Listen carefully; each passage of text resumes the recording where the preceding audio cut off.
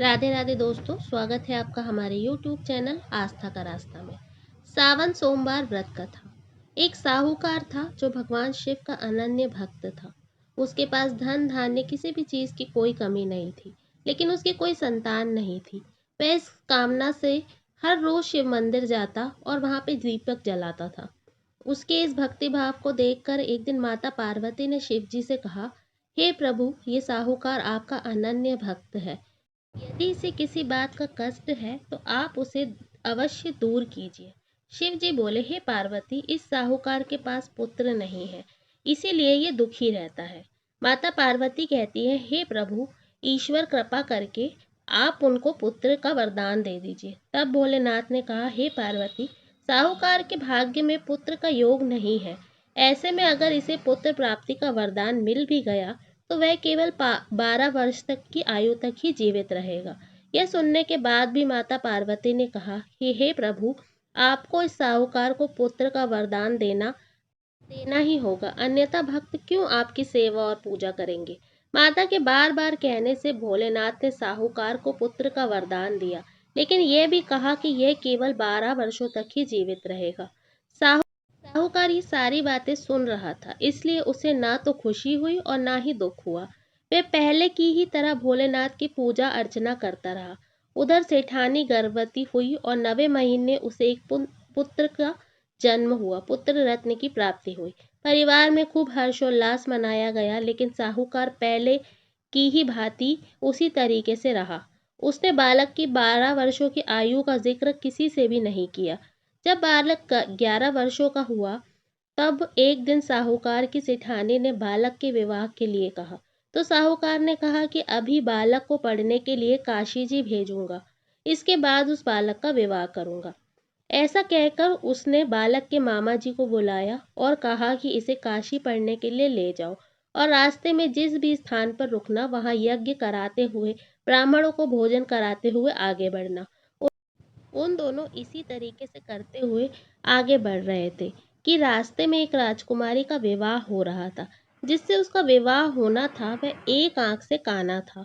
तो उसके पिता ने जब अति सुंदर साहूकार के बेटे को देखा तो उसके मन में आया कि क्यों ना इसे घोड़ी पर बिठाकर शादी करवा दूं और सारे कार्य संपन्न करा दूं।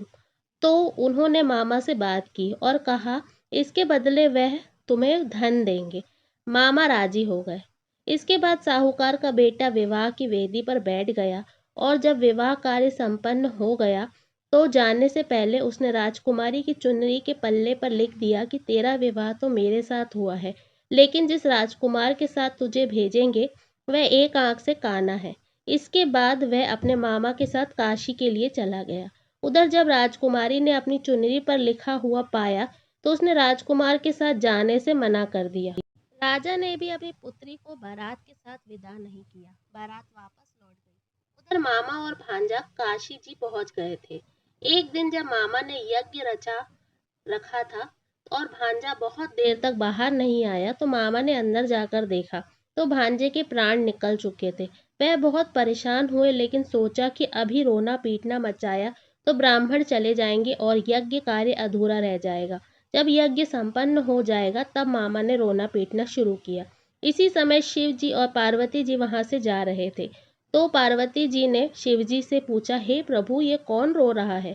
तभी उन्होंने बताया कि यह भोलेनाथ के आशीर्वाद से जन्मा साहूकार का पुत्र है।